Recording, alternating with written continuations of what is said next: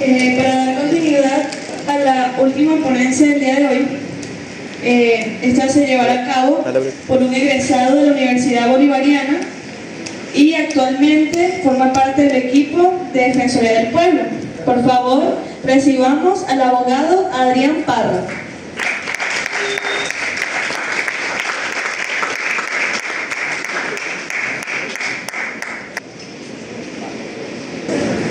Buenas tardes a todos. Buenas tardes a todos. Mi nombre es Adrián Parra, funcionario de la Defensoría del Pueblo. La ponencia de hoy, historia sobre los derechos humanos. Antes de dar continuidad a la ponencia, quisiera preguntar algo. ¿Qué entienden ustedes sobre derechos humanos y derechos fundamentales? Es una pregunta abierta al público y quisiera los criterios para darle continuidad a la ponencia.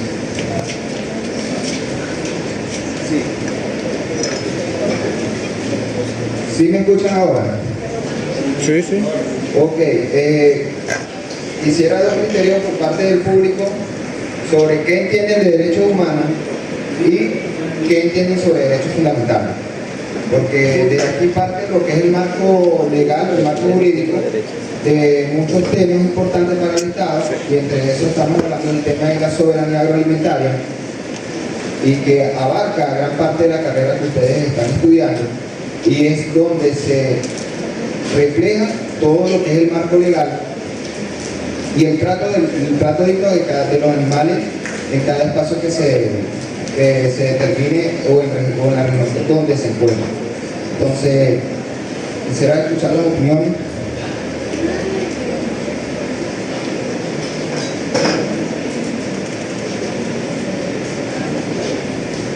Diría que son derechos humanos son como aquellos puntos que no deben sobrepasarse, o aquellas cosas que básicamente hacen el ser humano lo que es un ser humano. Después que se ven los seres humanos, deja de considerarse, no sé, diría que ya pasa la barrera de lo que consideramos humanidad. Okay. Derechos humanos como realmente lo dice. Son derechos, compañeros. Son derechos que tienen el ser, al sexo, a la identidad, a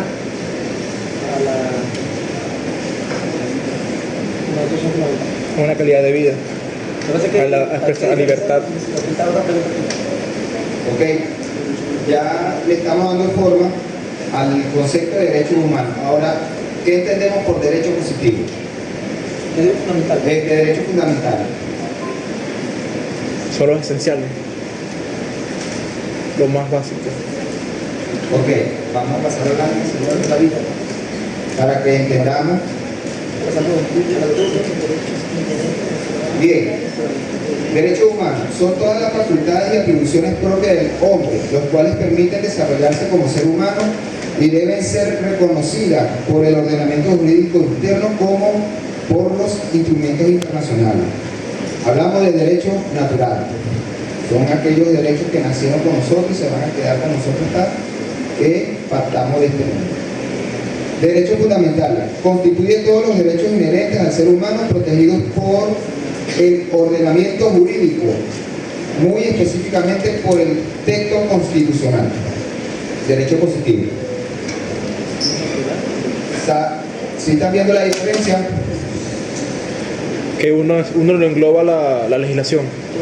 Ok, la diferencia es sencilla. Cuando nos están hablando de derechos humanos, estamos hablando de los derechos naturales inherentes que nacen con nosotros y que posteriormente los estados lo llevan a derecho positivo porque crean una legislación para resguardar esos derechos. Si está dentro del marco constitucional, se convierte en un derecho positivo, es una obligación del Estado cumplirlo. Dentro de nuestra Constitución, a partir del título 3, capítulo 1, artículo 19, al capítulo 10, al artículo 130, nos hablan sobre los derechos humanos consagrados en nuestra Constitución y resguardados por el Estado.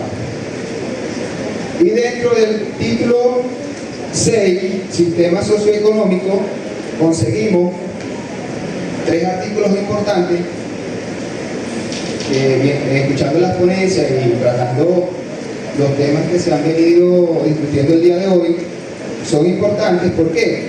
El artículo 305 nos habla sobre el tema agrario.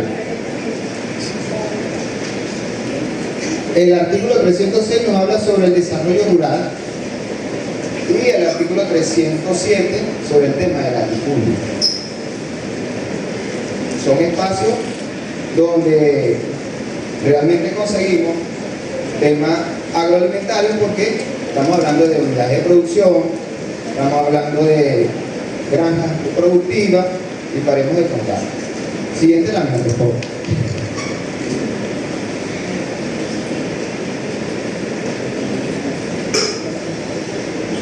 Ok, un poco de la historia, vamos a hacerlo rápido para que vayamos entrando en el tema.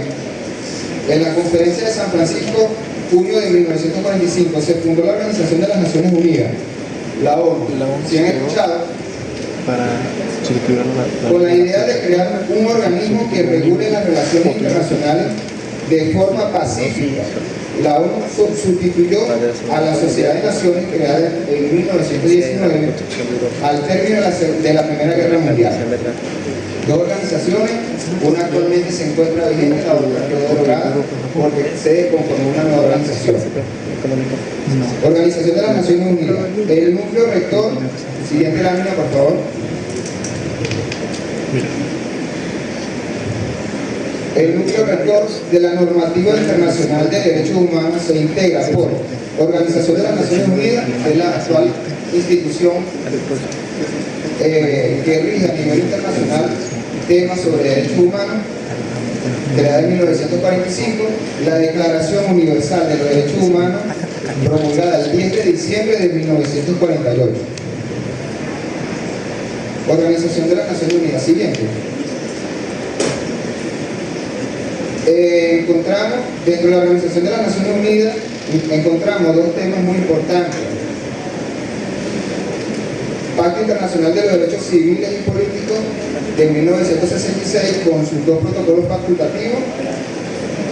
El segundo en 1989 destinado a la obligación de la pena de muerte, abolición de la pena de muerte. Los primeros de primera generación, 23 derechos discutidos y que posteriormente pasaron a ser derechos positivos. Se convierten en derechos fundamentales que los Estados deben de discutir y garantizar a cada uno de nosotros. Entre esos derechos encontramos el derecho a la vida, artículo 43 constitucional, 3 de la Carta Magna, derecho a la igualdad, derecho a la justicia, derecho a no ser detenido de manera ilegal, derecho a la nacionalidad. Siguiente lámina. Exacto. El Pacto Internacional, que es la segunda generación, el Pacto Internacional de Derechos Económicos, Sociales y Culturales de 1966 y su protocolo facultativo, segunda generación, el cual está conformada por 9 derechos. El derecho al trabajo, derecho a la educación, derecho a la salud, artículo 83, constitucional 25 de la Declaración Universal de los Derechos Humanos. El derecho a la alimentación, artículo 156, numeral 23 y artículo 305 de la Constitución de la República Bolivariana de Venezuela. Ok, en el ítem número 3, cuando estamos hablando de derecho a la salud,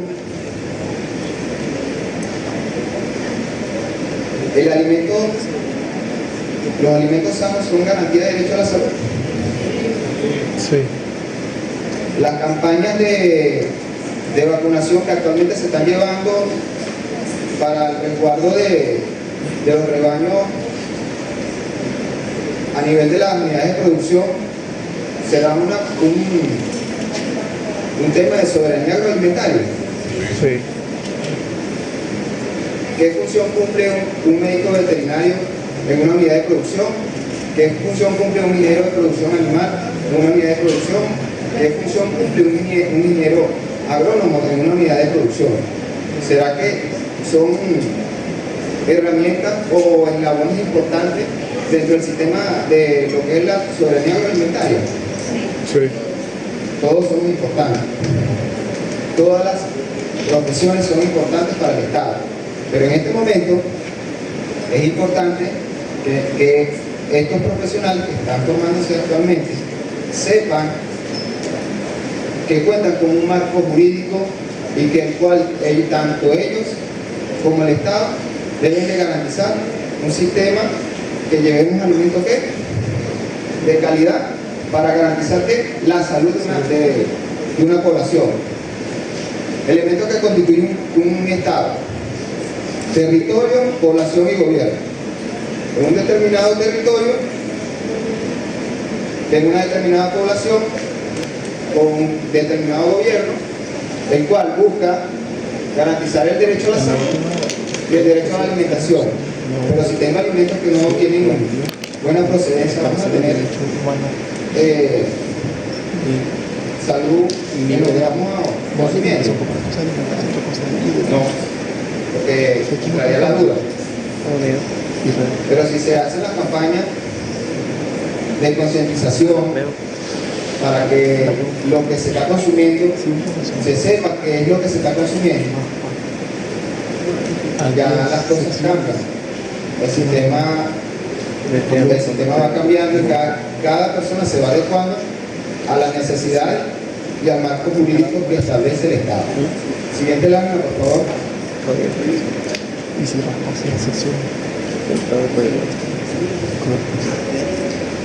Entre la tercera generación de derechos humanos encontramos los derechos colectivos de los pueblos.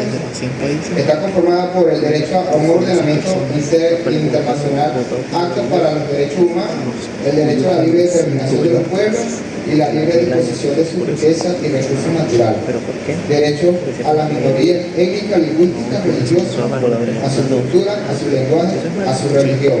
Artículo 119 de la Constitución de la República Bolivariana de Venezuela. Estamos hablando de los pueblos, nuestros pueblos ancestrales. Y así como nosotros tenemos nuestro sistema de producción, ellos también, por su cultura, por su costumbre, se van llevando y van formando a esas nuevas generaciones cuál es su metodología de producción. Características de los derechos humanos.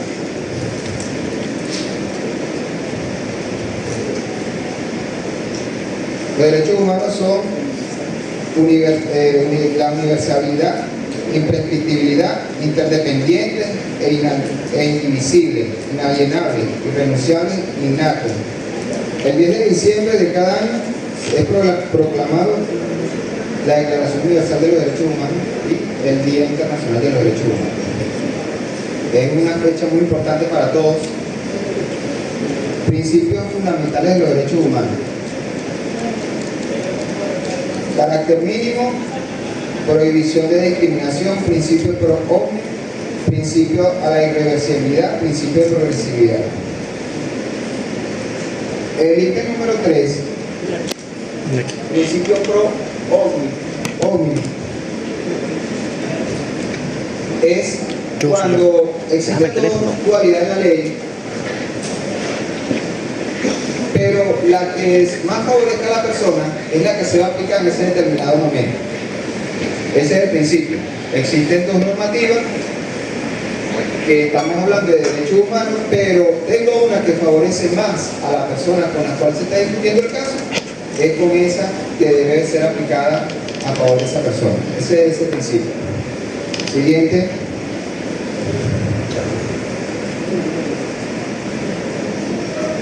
El imperio de la ley. Mientras la autoridad cumpla con las leyes establecidas en el marco del Estado de Derecho, no deben haber otras vías para la demanda de derechos humanos que las legales.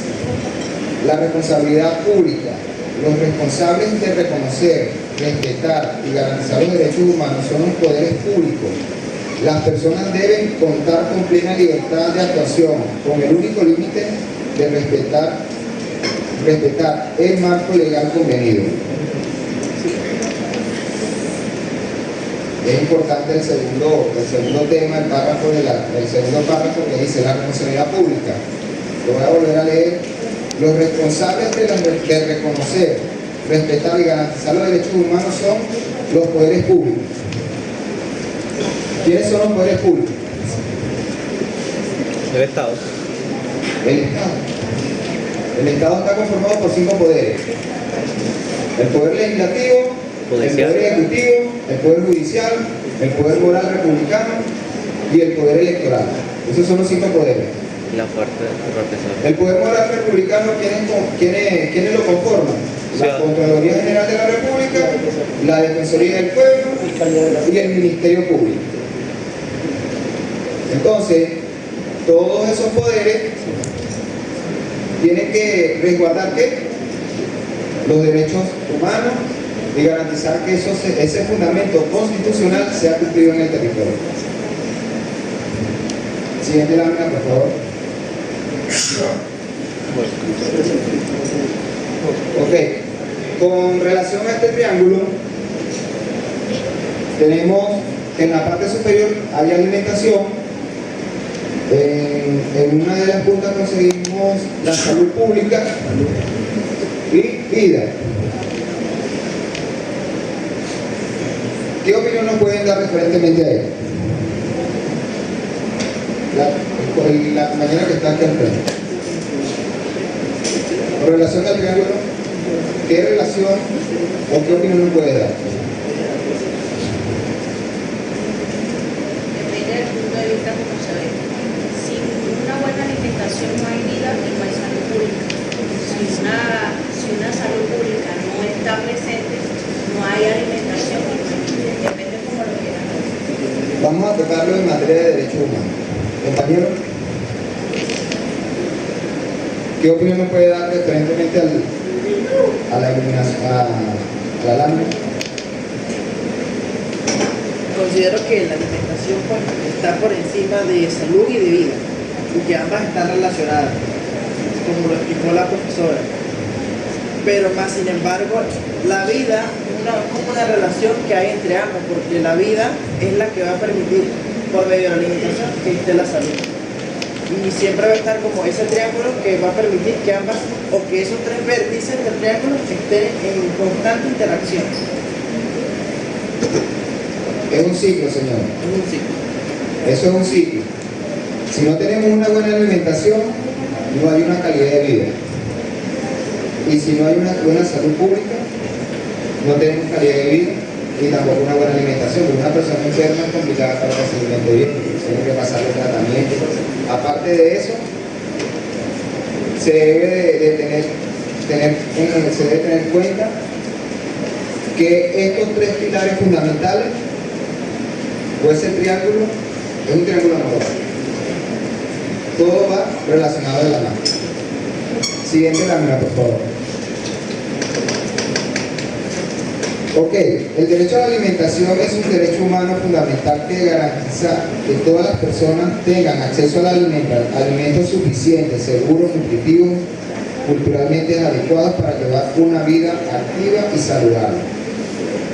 Este derecho no solo implica tener acceso a la comida, sino también a los medios para obtenerla, como la tierra, agua, recursos para la producción de alimentos. Artículo 305 constitucional, referentemente al tema agrario.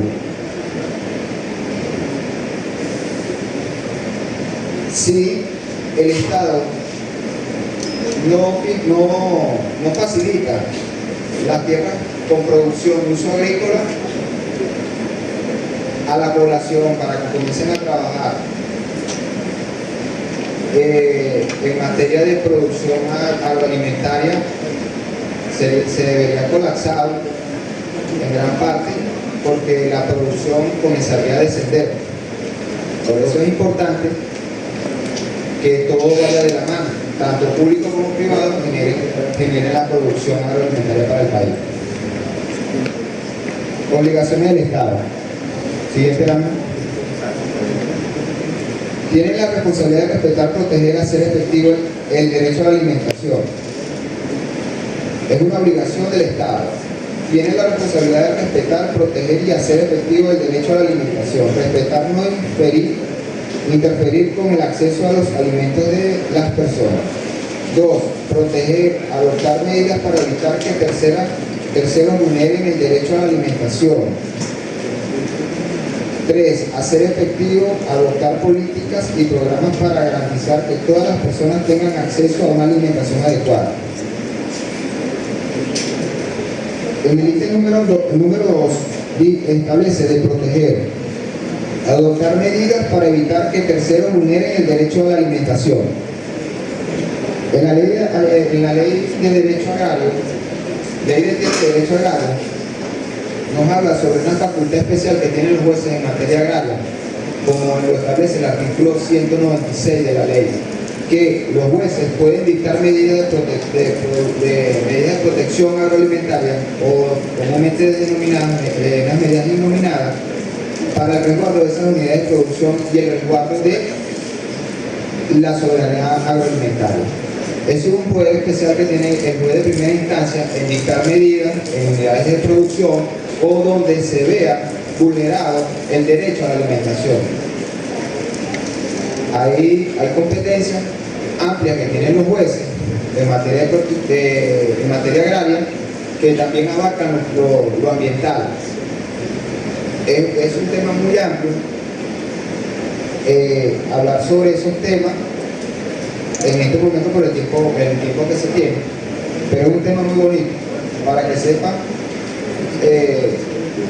sobre qué profesional del derecho a nivel de Estado es obligatorio que se garantice a través de la medida el tema de la soberanía agroalimentaria. Los jueces de primera instancia en materia agraria. Ok, Ley Orgánica de Seguridad y Soberanía Agroalimentaria, señores.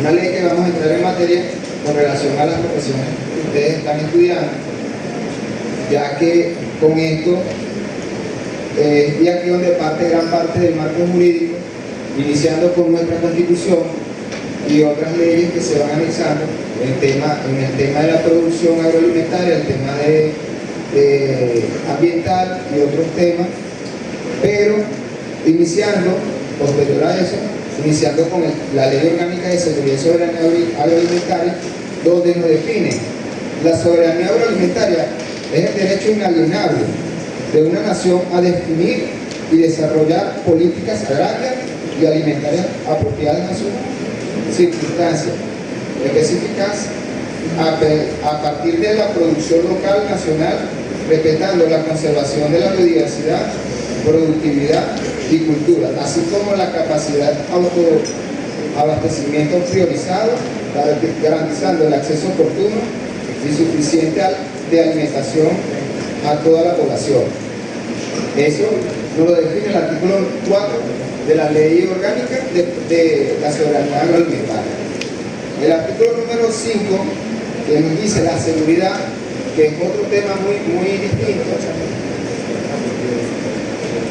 Seguridad agroalimentaria es la capacidad efectiva que tiene el Estado en corresponsabilidad con el sector agroalimentario nacional para garantizar a toda la población la disponibilidad, acceso, intercambio y distribución equitativa de los alimentos de manera estable.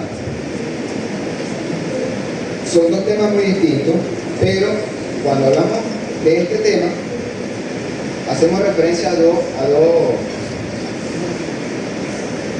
dos tipos de producción: producción animal y la producción vegetal. Soberanía agroalimentaria. Siguiente lámina. La salud de los animales de granja en Venezuela enfrentan diversos desafíos, incluyendo enfermedades infecciosas, problemas de nutrición y manejo inadecuado, la prevención y control de enfermedades a través de la bioseguridad, vacunación y manejo adecuado de la alimentación son cruciales para la productividad y bienestar animal. Además, la correcta aplicación de medicamentos veterinarios bajo supervisión profesional es esencial para garantizar la salud y seguridad alimentaria. Esto es muy delicado, señor. Este tema, estamos hablando sobre la salud de los animales en granja en Venezuela, actualmente es un debate. ¿Por qué? porque cuando se está hablando sobre la vacunación de la fiebre aftosa, muchas personas dicen, no, ya vacunamos, pero hay que cumplir un protocolo.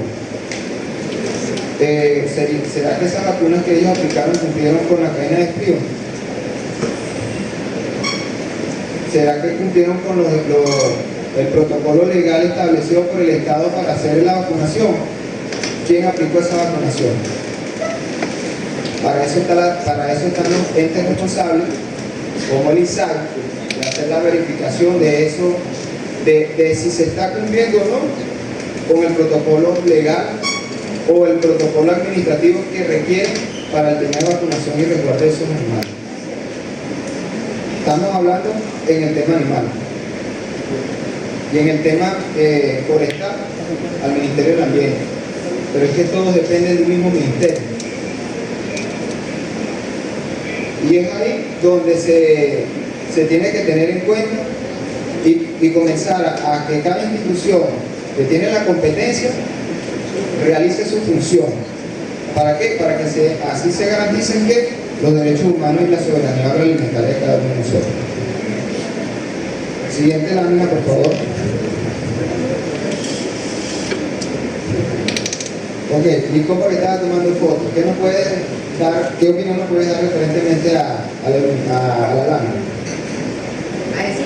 Sí, señor.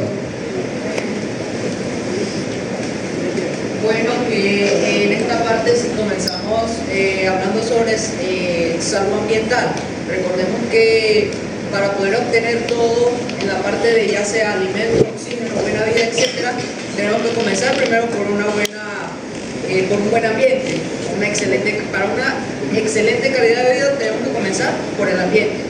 ¿Qué requerimos en el ambiente? Cuidarlo, protegerlo, preservarlo. Seguidamente del ambiente, que es de donde nos va a aportar muchos de sus beneficios, tenemos la salud animal. ¿Por qué la salud animal? Porque sin los animales no podemos comer, no podemos alimentarnos, no podemos defenderlos en muchas ocasiones.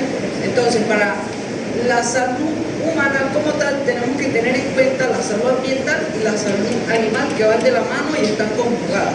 Eso es lo que les puedo aportar sobre esto. Un aplauso para la compañía.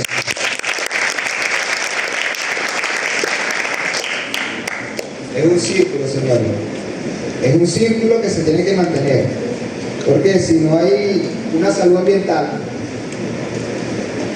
tenemos suelos contaminados, no vamos a tener una calidad de vida. Si tenemos suelos contaminados, los animales se van a enfermar.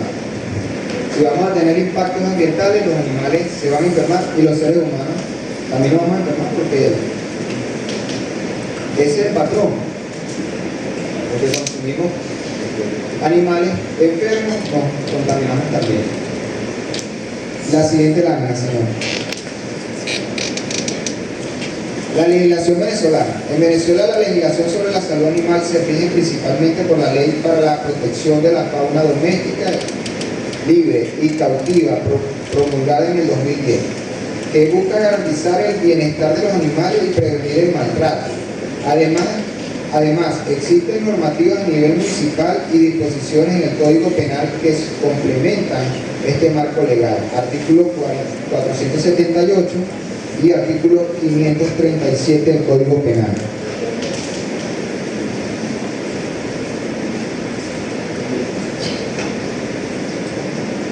Ya se sale de una materia, entrar a una materia un poco más compleja, y el tema penal, solamente con el simple hecho de colocar un concepto penal, para muchos nos hacemos referencia que vamos a tener una sanción. ¿Verdadero o falso, señores? Que vamos a ser procesados por una investigación que corresponde ¿a quién? Al Ministerio Público, sobre si existe o no un delito que se investiga. Y será que lo que nos está hablando la lámina sobre el trato digno a los animales, ¿es penado o no es penado? es penado actualmente.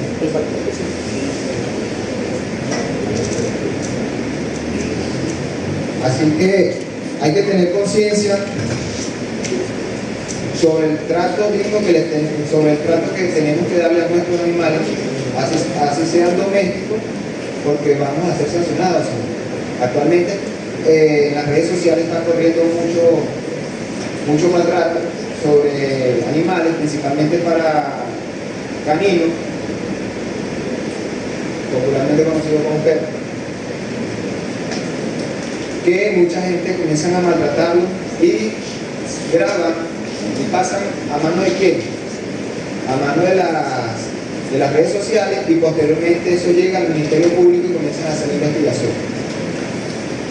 Hay que buscar a la persona donde esté, por el tipo de maltrato que le estaba aplicando a esos animales domésticos.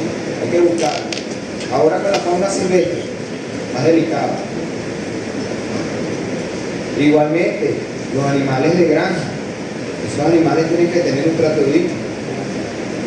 Por eso es que cada día la comunidad va evolucionando a buscar las nuevas alternativas para que la producción y la productividad se vean fortalecidos. Siguiente lámina.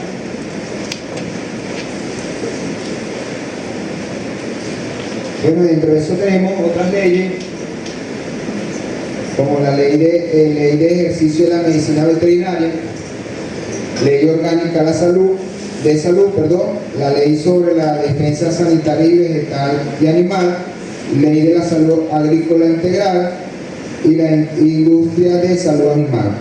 Esas son una de las principales leyes que quise traer en esta ponencia para que ustedes tengan referencia sobre el tema o el marco jurídico en materia de lo que es soberanía agroalimentaria, y que ustedes poco a poco se vayan fortaleciendo en esos ámbitos para que el día de mañana ya ustedes tengan una base jurídica, tanto técnica como jurídica, sobre cómo debo de estar realizando yo las prácticas referentemente al manejo de los animales. La salud integral, salud agrícola integral, siguiente por favor, se refiere a un enfoque holístico que considera la salud de los animales, plantas, productos, subproductos agrícolas, así como el suelo, agua, aire y las personas, y la relación entre todos estos elementos. En Venezuela, el Instituto de Salud Agrícola Integral, INSAI, es el organismo encargado de velar por la salud, implementando medidas para prevenir y controlar enfermedades y plagas que puedan afectar la producción agrícola y la seguridad alimentaria. Una buena responsabilidad que tienen mis compañeros de INSAI. Es una responsabilidad, porque de ellos depende qué tipo de alimentos somos los que consumimos en esto, o qué tipo de alimentos estamos consumiendo actualmente. Hay que tener conciencia al momento de fiscalización de todos los rubros. Hablamos de vegetal o hablamos de los rubros animales.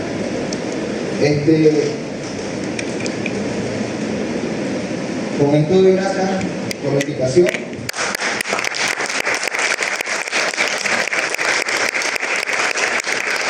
Y espero que les haya gustado.